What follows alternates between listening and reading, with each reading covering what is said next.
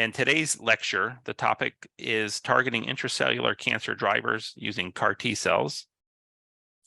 Our lecturer is Dr. Mark Yarmarkovich, and he's an assistant professor at NYU Grossman School of Medicine, focused on developing the next generation of immunotherapies to help cancer patients in need. He has worked at Genentech and completed his PhD at University of Pennsylvania and postdoctoral work with Dr. John Maris at the Children's Hospital of Philadelphia, working across a number of disciplines, including oncology, protein chemistry, immunology, and computational biology, and applying these experiences to addressing the major challenges in developing the next generation of immunotherapies. So with that, I am going to turn it over to you. I have one more thing. I'm sorry. If you're going to be at AACR this week, stop by the Alex's Lemonade booth number 369. We'll be there with some people from the ALSF team and also our data lab team. And if you're interested in discussing your pediatric cancer data challenges with us, we are going to be holding office hours with the data lab team, and we'll put a link in the chat where you can click on to make an appointment to meet with our data lab team. So with that, I'm going to turn it over to you, Doctor, and we appreciate you coming today.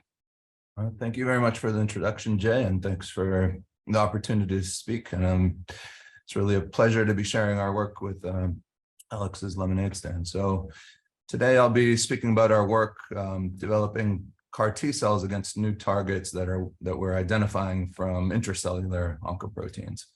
So these are the topics I hope to cover: the promises and challenges of CAR T cells. I'll talk a little bit about the landscape of immunotherapy targets. I'll talk about our efforts in discovering new targets, and then I'll talk specifically about how we're thinking about engineering CAR T cells against intracellular targets that are presented on MHC molecules. And that'll lead me to what we're calling peptide-centric CARs, and I'll talk about the advantages of this type of CAR and the challenges of making these types of CARs. So I'll start with a little bit of background on CAR T cells. I think a lot of people are aware of these, but this is Emily Whitehead. She came to CHOP in 2012 and was one of the first people to receive CAR T cell targeting a molecule called CD19 that's found on B cells. And Emily at the time had failed all types of available therapies and was offered this as an experimental therapy.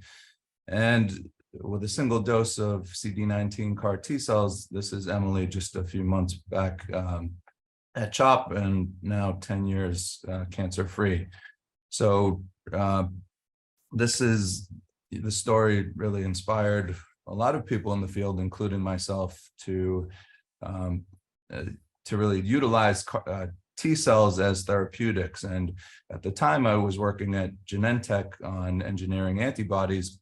I was really compelled by the prospect of combining the specificity of antibodies with the potency of T cells to engineer new therapeutics. And so this is a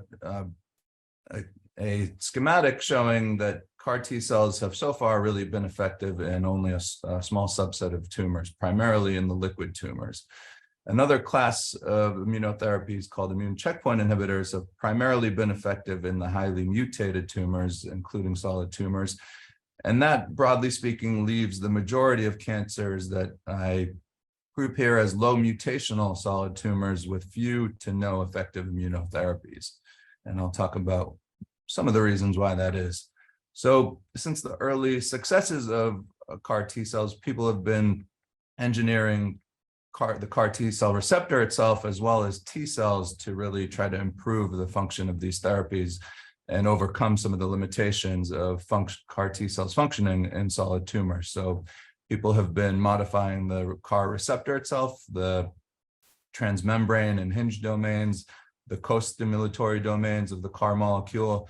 People have been armoring T cells with cytokines or chemokines, using them in combination with small molecules or antibodies, reprogramming the T cells themselves epigenetically or genetically to drive specific T cell fates.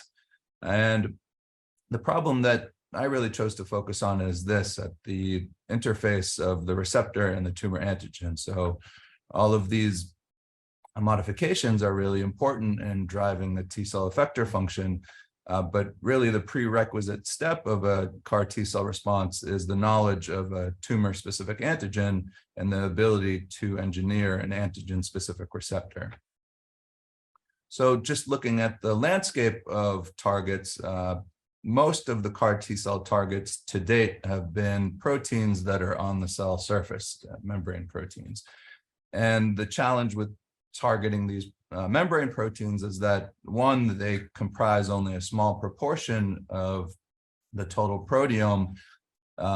Two is that very few of these membrane proteins are actually tumor specific. In fact, CD19, the target of most CAR T cell therapies, is not really a tumor antigen. It's actually a B cell antigen. And so these CAR T cells are actually depleting all of the B cells, including the B cells that are spawning the cancer. So, and the third is that these membrane proteins are rarely essential in driving the biology of the cancers. And so, for example, CD19 can be downregulated to evade the CAR T cell response, or the epitope on CD19 recognized by the CAR T cells can be spliced out, and that's another form of immune evasion. Whereas what we know is that most of the drivers of cancer aren't located on the membrane, but in the cytoplasm or in the nucleus. And to date, these have been very difficult to target using CAR T cells. So just a little bit of background to make sure we're all on the same page. There is a system, a component of the immune response, that's able to present intracellular proteins on the surface of the cell for T cells to see. And this is the MHC or HLA processing and presentation pathway, where proteins are ubiquitinated, driving them to the proteasome, where they're degraded into small protein fragments called peptides. Some of these peptides are transported to the ER, and a fraction of those are loaded onto MHC. And when that peptide MHC complex is formed, that complex is transported to the cell surface and surveyed by T cells. Zooming in a little more closely at this interaction, this is showing the peptide and complex with the MHC, and that's recognized by the TCR, the T cell receptor alpha and beta chains, as a complex. So generally speaking, the germline encoded CDR1 and 2 loops will dock on the alpha helices of the MHC molecule, and that will position the hypervariable CDR3 loop to recognize the peptide. And this has evolved as a mechanism for recognizing cells that have been infected with virus, but really the antigen presentation system doesn't discriminate between virus and self-protein. And this has really opened up the possibility of targeting tumor-specific molecules that are arising from mutated proteins and being presented as mutated neoantigens. So the challenge with targeting neoantigens has been limited by the percent of peptides that are actually able to bind MHC. And from Steve Rosenberg's work, who's looked at a very large number of mutations that result in neoantigens, and the immune response to those neoantigens has shown that only about 1.6% of neoantigens have been shown to be immunogenic. And furthermore, for those to really induce a durable anti-cancer response, those neoantigens really need to be derived from clonal driver mutations of the cancer. And TCR-based therapies are further limited by, again, this interaction between the peptide MHC and the TCR, where the TCR recognizes the peptide MHC as a complex. So a single TCR can generally only see peptides presented by a single HLA molecule. And again, that's based on the majority of this interaction occurring between the CDR1 and 2 loops and the MHC itself. So single TCRs will recognize the peptide MHC as a complex, and that limits the pool not only of patients that share a particular neoantigen, but also they must share the same HLA type to really be to benefit from a single TCR construct. So this is a back of the envelope calculation I did to try to estimate the complexity of peptides interacting with MHC and the T cell receptor. So going from the number of protein coding nucleotides in the human genome, I estimate that there's roughly 4 to 5 million unique peptides that could arise per individual. When we couple that with the number of known HLA molecules, which is the most polymorphic gene in the human genome, with over 10,000 unique HLA allotypes, and further couple that with the number of VDJ recombinations that result in unique T cell receptors, we get quite an astronomical number when we couple all of these numbers together. Yet, despite this complexity, we know that single interactions occurring at this interface are in fact the basis of the cures that we've seen in T cell based therapies, including immune checkpoint inhibitors, TIL therapies, and TCR therapies. So just to show you, the interaction between the peptide and the MHC has largely been characterized and has, due to large data sets of specific peptides interacting with specific HLAs, now machine learning algorithms exist to predict this interaction with a fairly high positive predictive value. But despite this, the interaction between the peptide and MHC and the T cell receptor remains largely a black box. And so really what our focus is on identifying tumor-specific peptides presented on MHC and then engineering peptide-specific receptors that recognize that peptide and not other peptides that look similar to it. So our initial work that I'll show you was done in John Maris's lab and really focused on a disease called neuroblastoma. And this neuroblastoma, in terms of targeting peptide MHCs, has two challenges against it. One is that it's a very low mutational cancer, and showing mapping the cancers by mutational burden, with the melanomas being the highest and smoking-induced lung cancers at the high end of the spectrum. Neuroblastoma, along with most pediatric cancers, tend to be very low in their mutational burden, and therefore have been poor candidates for immune checkpoint inhibitors because of a lack of sufficient neoantigens to induce response by the native T cells. And the second is that neuroblastoma is actually the lowest HLA expressing tumor. And so with these two challenges, we hope that by addressing this problem in neuroblastoma, that the principles we learn could be applicable to other tumor types.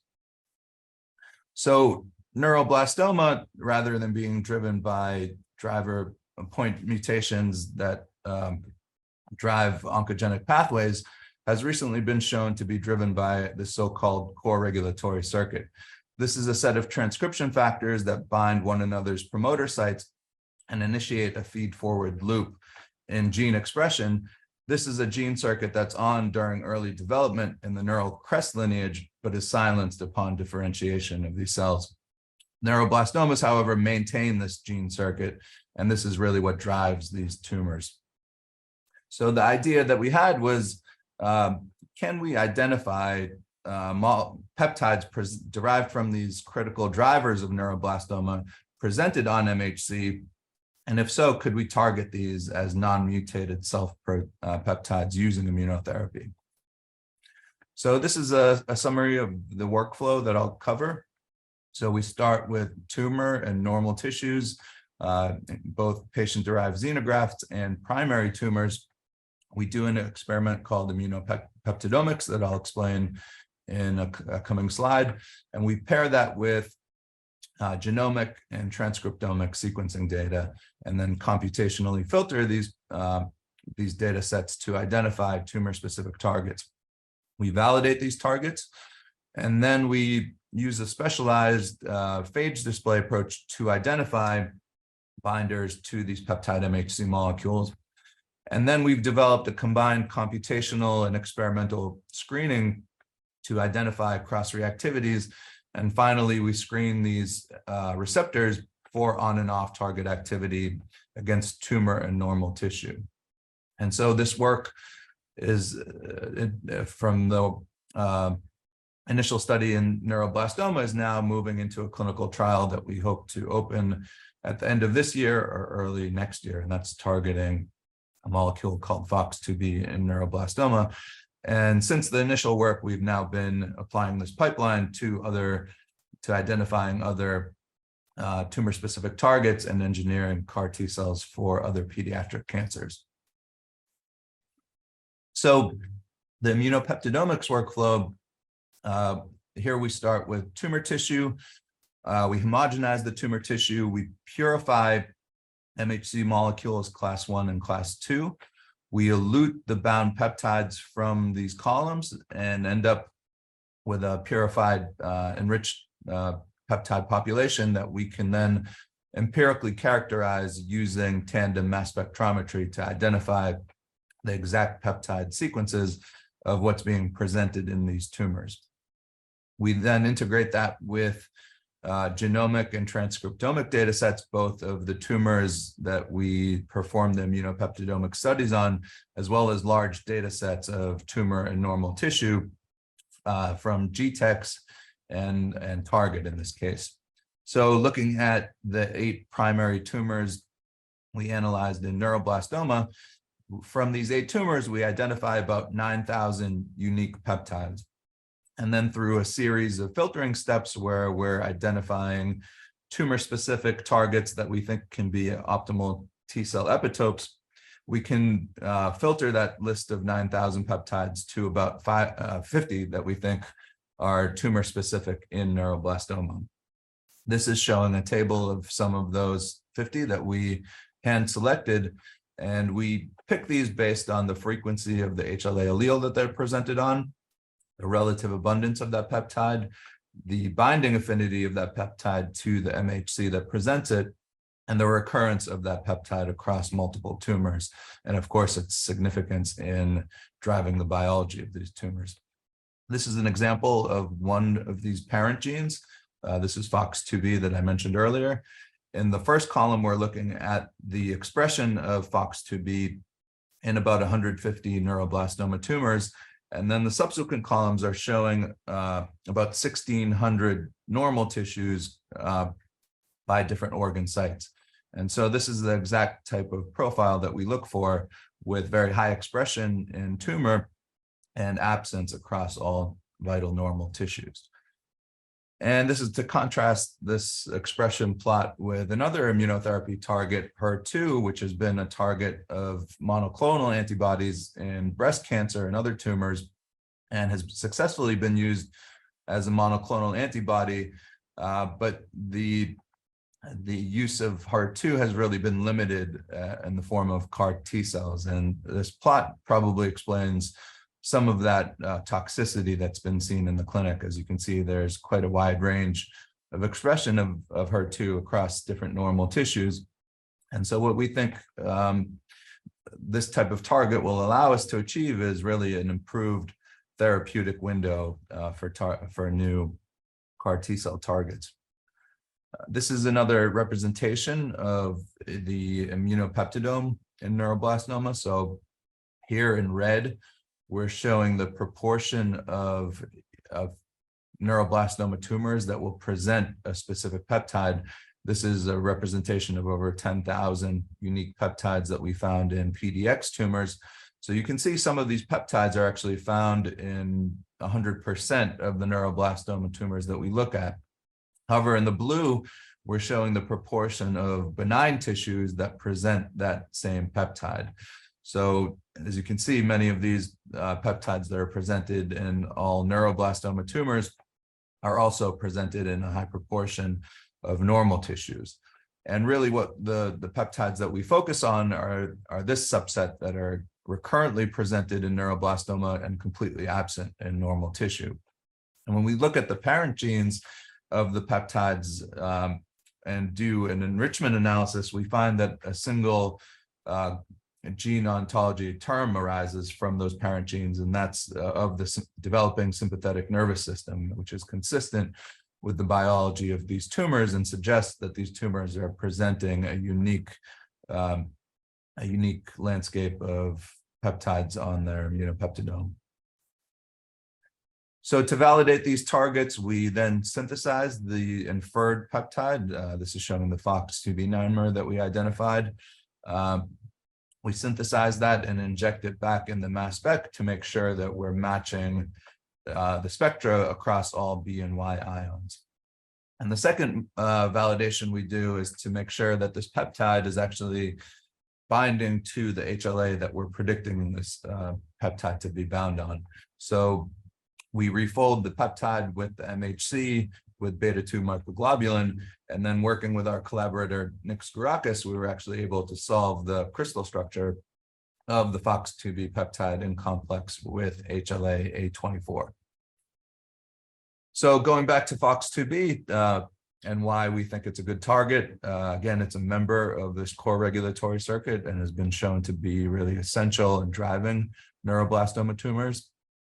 If you look by ChIP-seq at binding to the FOX2B promoter, it's actually bound by all 6 of the core regulatory elements and is associated with the H3K27 acetylation super enhancer mark.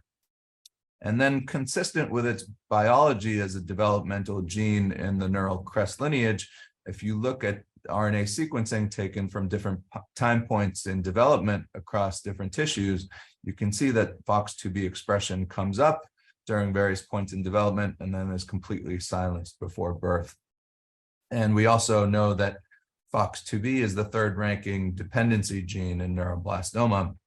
And if you CRISPR out FOX2B, the tumor cells will not tolerate that. And also, FOX2B is used as a diagnostic marker of neuroblastoma in the clinic.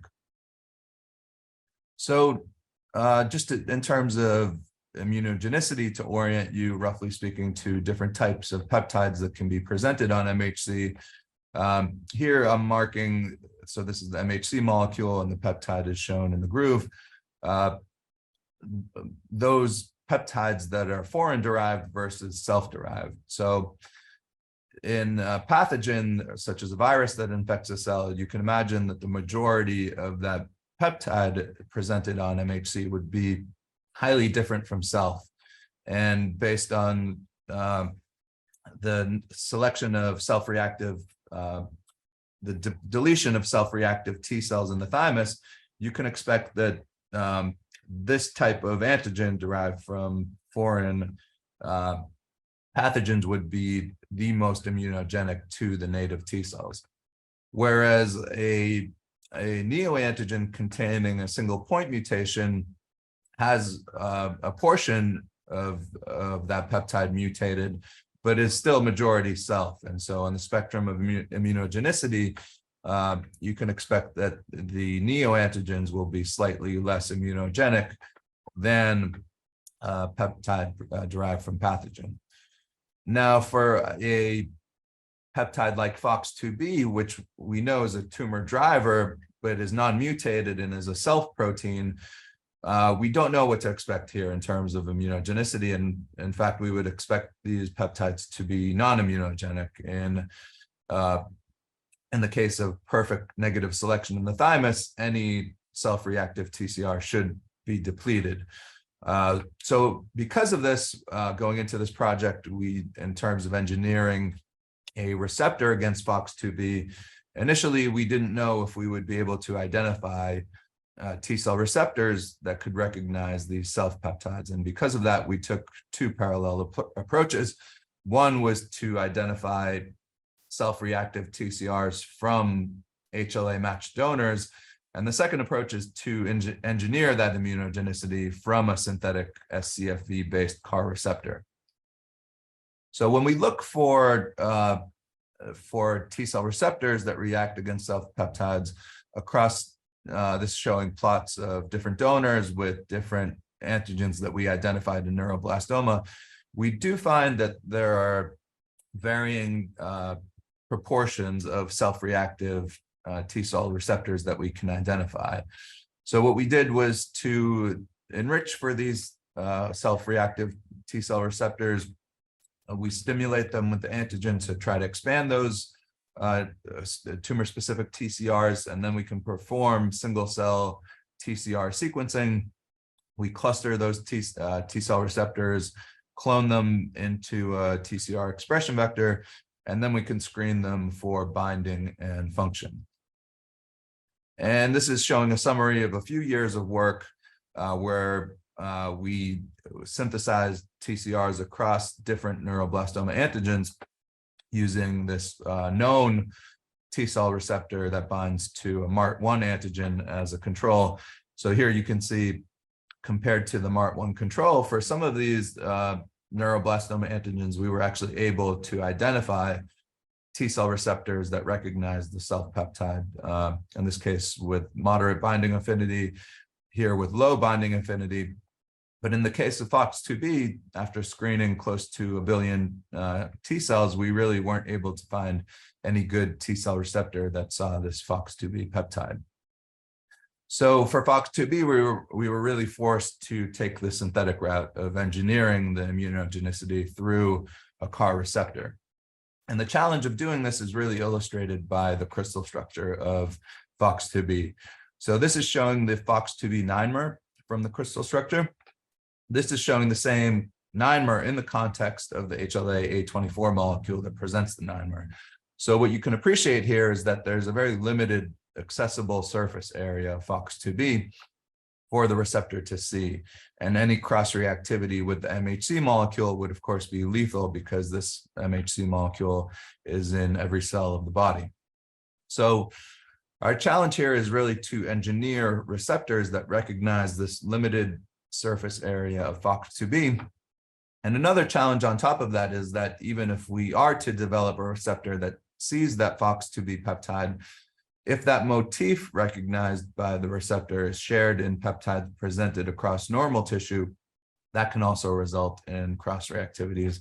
And that's really exemplified by this case where a TCR was developed against a melanoma antigen called MAGE-A3. That TCR was affinity enhanced to improve its potency, but in doing so, they had circumvented the negative selection in the thymus and thereby introduced novel cross-reactivities that were unanticipated. And what was later shown through, unfortunately, the death of 2 patients in the clinic due to cardiac arrest is that a peptide derived from a protein titin was presented in heart tissue and was sufficiently homologous to the MAGE-A3 peptide to induce a cross-reactivity by the same T cell receptor. So because we were engineering completely synthetic scFvs against these peptide MHCs, we wanted to be extra cognizant of both of these types of cross-reactivities.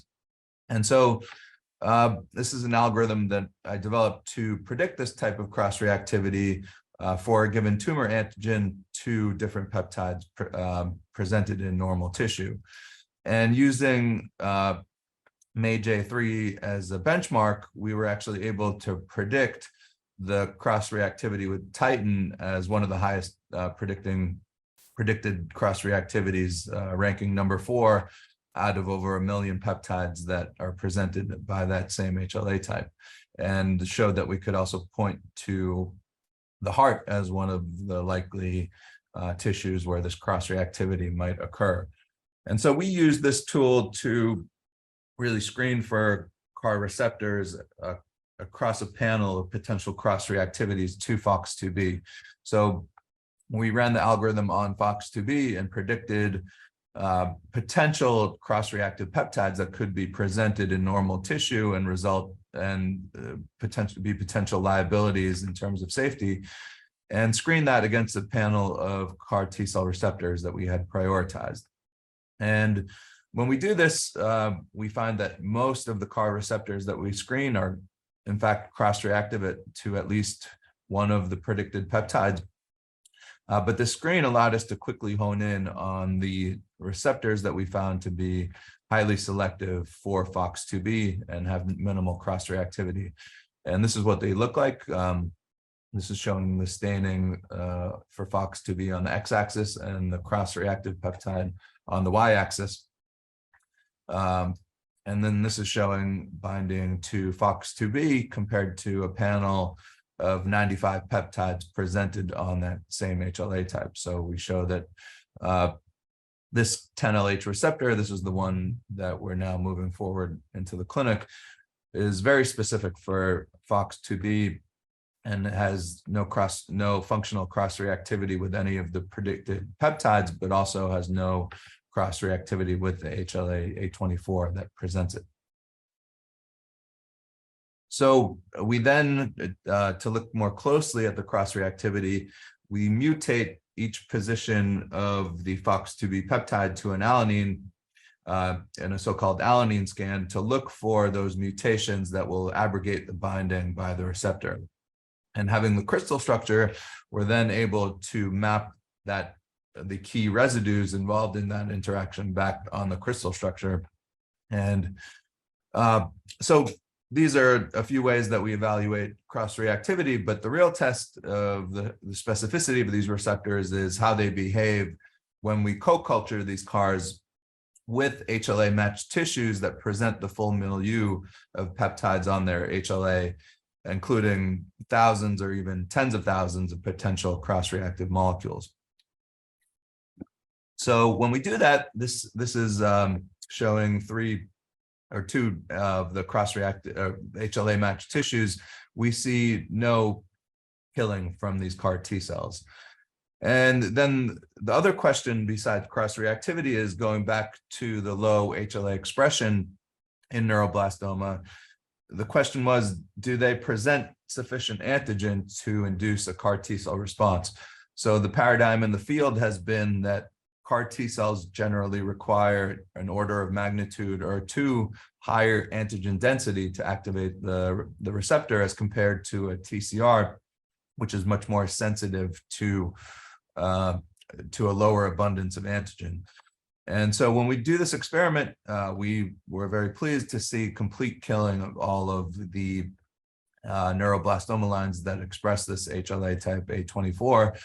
And then to show that that effect is really mediated through our target FOX2B, we take these FOX2B negative lines, we transduce them with FOX2B and show that we can completely rescue the killing that way. And then this is just showing the videos of these killing assays. So the two lines on the left are the neuroblastoma lines that express HLA A24 and FOX2B.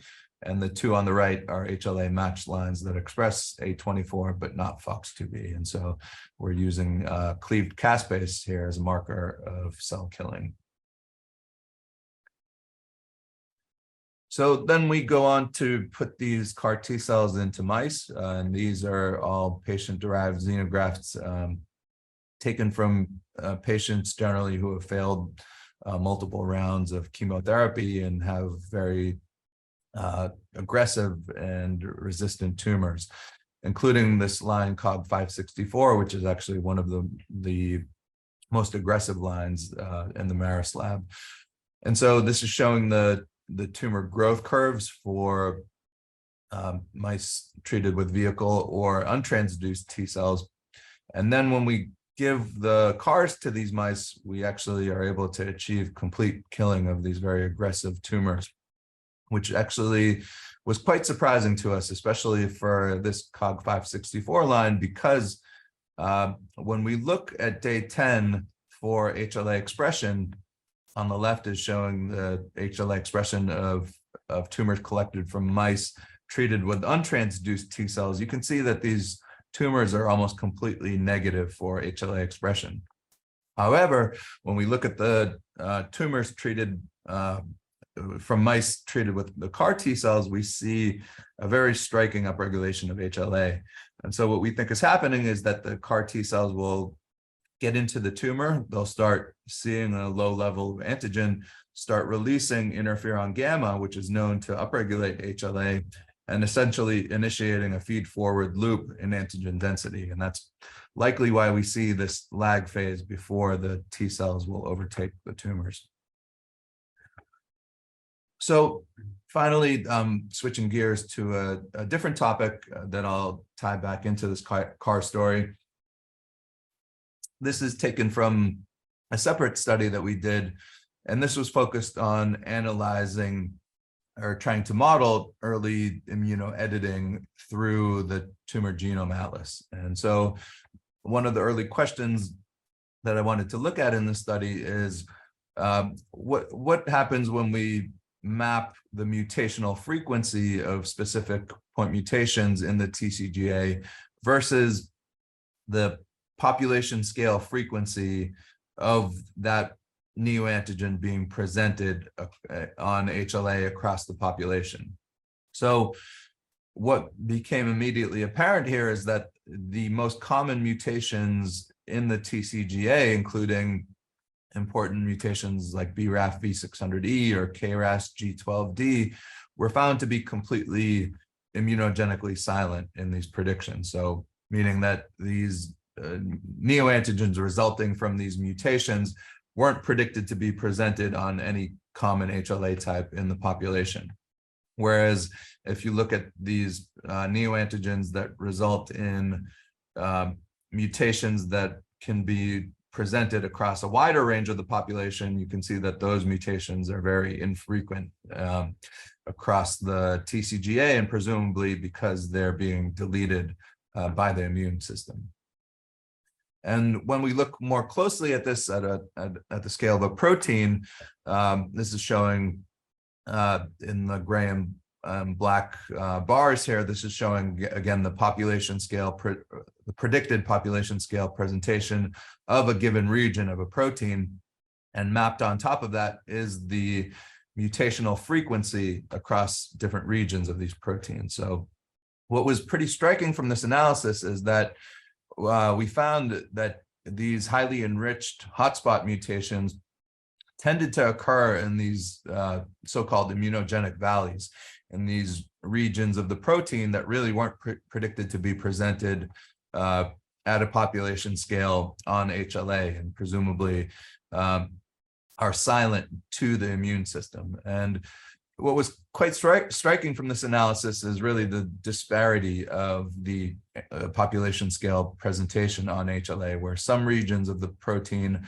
are predicted to be presented in the vast majority of the population, whereas others are really not predicted to be presented at all in the population.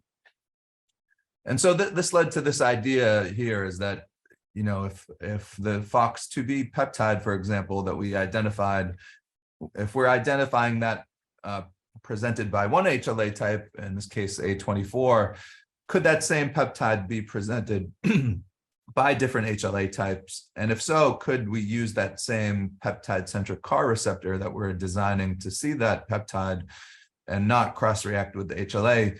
Could that same receptor then be used to target the FOX2B peptide across different HLA types?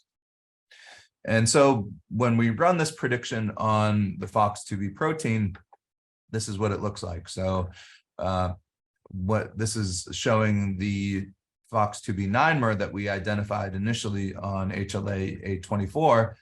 And HLA-A24 is only found in about 17% of the local population. But through this analysis, we predicted that that same peptide could potentially be presented by up to an additional 8 HLA types. And that would allow us to go from the 17% that present FOX2B on A24 to potentially a much wider cohort of patients up to around half of the population. And so we modeled this and tested this for a subset of these HLA types. So this is showing a model. This is the crystal structure on the left showing the FOX2B peptide MHC complex. And on the right are 2 models for other HLAs that we tested. And what we found is that in addition to A24, our same peptide-centric CAR receptor was actually able to recognize FOX2B in the context of this other HLA type A2301. And that wasn't the case for this CO7 allele.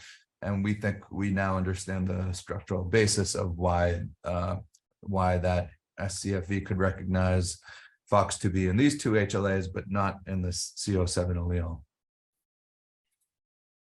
And so then we wanted to see the functional significance of this cross-HLA recognition. Of course, we want to see not only that these receptors can bind across HLAs, but of course that they're able to recognize tumor cells. So we showed that when we pulse HLA A23 cells with FOX2B, we get a nice dose-dependent killing response, and that we can also kill neuroblastoma cells that express these other HLA types, both in vitro and in vivo.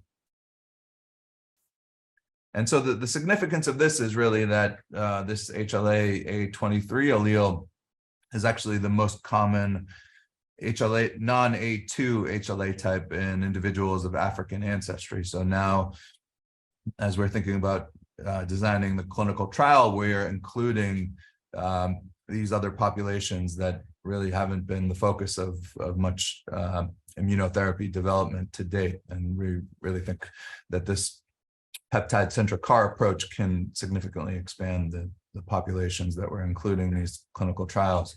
So just to summarize, the advantages of taking this peptide-centric CAR approach is, one, we can now look beyond the membrane proteins, including the intracellular target landscape and including the non-mutated self-peptides that are derived from critical drivers of cancer.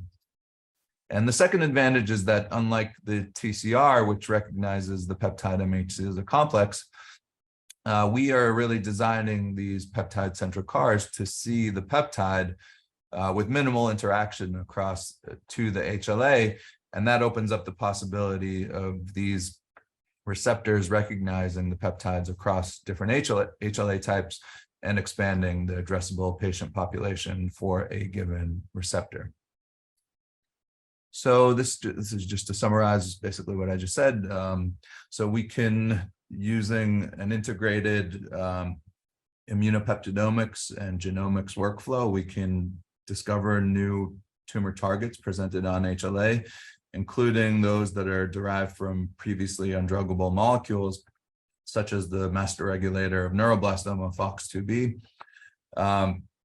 We show that peptide-centric CARs allow us to target these intracellular molecules and allow us to target non-mutated self-antigens. We show that the peptide-centric CARs can potently and selectively kill neuroblastoma tumors, and that they can do so across multiple HLA types and break conventional HLA restriction. And so with that in mind, we're now designing this this trial for FOX2B to include multiple HLA types, and are now applying this process to additional tumor types. And so this is all thanks to the work of a lot of great dedicated people, including people in the Maris lab, but also collaborators across the world. The structural work was done by Nick Skourakis' group at CHOP. We work closely with a team at Mirio Therapeutics to develop these SCFE binders to the peptide MHC. The initial target discovery work I did at the University of Tübingen in Germany, and really learned this immunopeptidomics approach from Moreno, and a great group of people that we've worked with across the Stand Up to Cancer and Cancer Moonshot teams. And so I will stop there, and with that, I'll take any questions. Thank you. That was very informative. I guess I have the first question, and that is when the clinical trial opens, is this opening at NYU or at CHOP, or is it opening at multiple places, do you think? Yeah, initially the trial will open at CHOP. And so the kids are going to have to go to Philly, get referred there and go to Philly for that initially. Do you know how long before it would be available other places if it's successful? I actually don't have a great answer for that. I think, of course, it'll depend on how the initial results look, but I think I would imagine if we get promising results that it could be scaled fairly rapidly across different sites that have the card manufacturing capabilities. So if anybody has other questions, you can enter them into the Q&A section. One question that I have that came in was from a clinical point of view, taking tumor heterogeneity into account, would there be any changes to approach and how feasible are PC CARs in the clinic? Yeah, that's a great question and something we try to take into account as much as possible in prioritizing these targets. So when we stain neuroblastoma tumors for FOX2B, we see expression in all of the tumor cells, and because it is a dependency gene for these tumors, we know that it's essential, and we kind of use that as a marker of a target being less likely to evade the immune response through downregulation of the target itself. That, of course, doesn't take into account the selective pressure we put on the tumor when we treat with the CAR. So we're doing our best to try to select for targets that we think won't be able to downregulate to evade the CAR T cell response. But of course, we'll see what happens when we challenge the tumor. Next question, how does it compare to other trials open for neuroblastoma? In other words, would it be competing for accruals or offer an option to a different population of kids with neuroblastoma? Yeah, so there was a very impressive paper that just came out in the New England Journal of Medicine targeting neuroblastoma, targeting GD2 and neuroblastoma that looks to be quite promising, where they had a very high proportion of complete responses. So I don't see it as a competition. I see it more as adding other options to the toolkit, and hopefully of course we want to do what's best for the patients. So if there's a CAR that ends up working better than this, then I think we'll really have to follow the clinical data. Do you think if a kid wasn't eligible for the GD2 trial, they could be eligible for this one, or vice versa? I think that's a question that clinicians would probably be better suited to answer. So I'm not really, I don't see, the basis of why one would be selected over the other. In terms of the biology of the tumors, I'm not really sure. If anybody else has questions, you could put them into the chat. The last question that I have personally is, if this were showing promise, if it makes it to the clinic and is showing promise, what would it take to make this available for other types of cancers? Yeah, and that's exactly what we're doing now, is working on. So this initial work I started about 8 years ago, and that's how long it took to go from tumor to discovering targets to engineering receptors and doing the preclinical work to really prove it out for a clinical trial. What we're doing now is incorporating everything we've learned along that road and designing better processes to do this more efficiently and to do this better, and hopefully result in better and safer CARs as an outcome. So the hope is to really shrink that process down to a matter of years or even months, or 1 or 2 years initially, going from tumor to therapeutic. But really, one of the bottlenecks is that it still is a personalized approach because of the HLA types. And so another effort is to really to understand the extent of this cross-HLA targeting and how much of the population we can cover with a single CAR construct. What I didn't mention is that in more since our published work is that our collaborator Nick Skourakis has solved the crystal structure of the peptide MHC and complex with the CAR receptor, and that's being used now to inform additional HLA types that can be included in this clinical trial. And so we're further expanding that out now based on both the empirical work we're doing, but also the structural based predictions. So I guess that maybe falls in line with the question that just came in, and have you considered a dual CAR approach? Yeah, I mean, I think we have, and I think initially we're going after one target, but I think this can really be used in combination either as an OR gated system or an AND gated system to increase specificity or to decrease the ability of tumor evasion. Another question came in. It says, Mark, great talk. Did you elute MYC-N peptides, and or when did MYC-N peptides fail in your pipeline?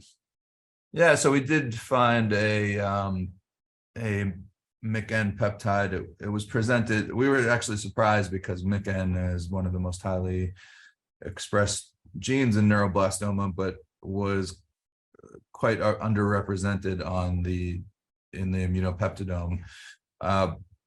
There was a MYC-N peptide that we found on a rare HLA-C allele, and that's actually something we're now revisiting because of this cross-HLA binding. That MYC-N peptide is actually predicted to be presented across a substantial range of HLAs that would cover a more substantial proportion of the population. So it's actually kind of a target that we have a reinvigorated interest in now. The last question that I have now, I don't see any others except this one. Do you envision a pan-cancer peptide target that you think you could go after? Yeah, I mean, we're looking, and of course that would be the holy grail of this. And I think even if there were a pan-cancer protein, it would still be limited by the HLA allele. So you would still have to develop individual therapies to cover different HLA subsets. I mean, I think the cancer testis antigens are the closest known thing to pan-cancer targets. But even those, I think, are not truly presented, and probably not the most abundantly presented target. So we're definitely looking for that as we expand our target discovery efforts. Well, that was the last question. Jay, there was one put into the chat. Sorry. Oh, I'm sorry, I missed that. I know Let's see. it just came in. Oh, so is it another one that says, thanks for the great talk. Have you found peptides derived from non-coding genomic regions? And what do you think about targeting peptides from non-coding regions? Example, human endogenous retroviruses. No, definitely. And I know there's some great work going on in identifying peptides derived from ERVs, and people have successfully targeted those using TCRs. I think the peptide-centric approach could be applied there as well. I think, however, those targets are actually more amenable to TCR therapies because presumably they would be recognized as foreign, unlike these self-peptides. So I think one of the reasons for focusing on the self-peptides is that these are really targets that wouldn't respond to TCR therapies otherwise. And I think we can apply these to neoantigens, to other non-canonical peptides, and that's definitely of interest. And so we do find peptides derived from not only ERVs, but non-canonical peptides derived from alternative splice junctions or frame shifts, intron retentions, et cetera. So I think there's a whole other class of targets beyond these transcription factors derived from these driver oncoproteins that we can be looking at.